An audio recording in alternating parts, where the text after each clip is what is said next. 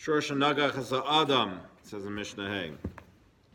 If an ox gores a person, like we had at the end of the last Mishnah, so we continue in this Mishnah, if an ox gores a person and he dies, so muad, if that shor was already a muad to kill, then mishalem kofer.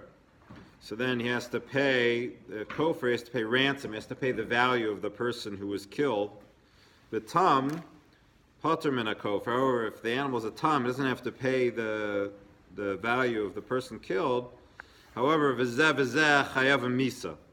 Both of them are put to death, both animals. The animal is a tam or an animal is a muad. The Gemara goes at length to explain different scenarios. How is it possible to have a muad to kill a person? Because if it did it 3 times already and it was adjudicated in court, you should have put it to death a long time ago. So there's a whole bunch of different possibilities. One of the possibilities is it gored people and they're sick and they're, but they weren't dead yet. So the animal was kept alive, and then all 3, die at the same time. All 3 people who were injured or who were in the hospital, they all died at the same time.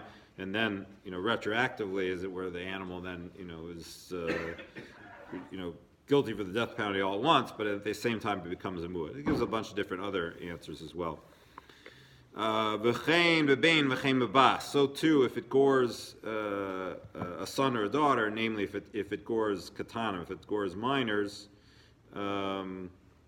that as well the ox gets put to death. And if it was a muad, then they have to pay the kofer for the minors. Nagach eved o ama, if it gored a slave or a slave woman, no sein shloshim slayim, you have to pay 30 slayim, which is what the Torah prescribes. Bein shu yafa mena, bein she'enu yafa ela dinar echad. Whether that slave's value was 100 or whether it was only the value of 1 dinar, that's the set amount that is paid when in the case of an ox that gores a slave.